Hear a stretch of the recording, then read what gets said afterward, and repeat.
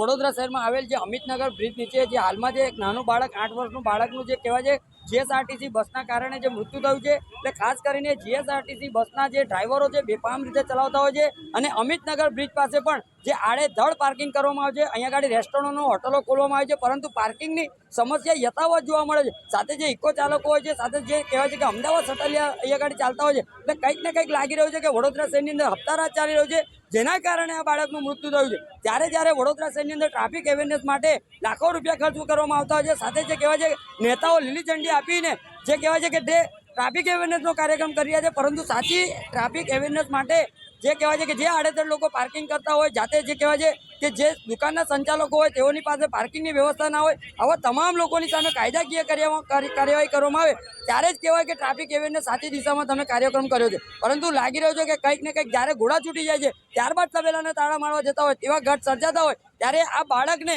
GSRTC બસના સંચાલકના જે પણ જવાબદાર અધિકારીઓ, સાથે જે ટ્રાફિક શાખાના અધિકારીઓ અને કોર્પોરેશન વિભાગના અધિકારી, આ તમામ લોકોએ સાથે મળીને બાળકને સાચી રીતે સાચા દિશામાં ન્યાય અપાવવો જોઈએ અને સારું વળતર મળે તેવી એક આશા અપેક્ષા રાખીએ છીએ।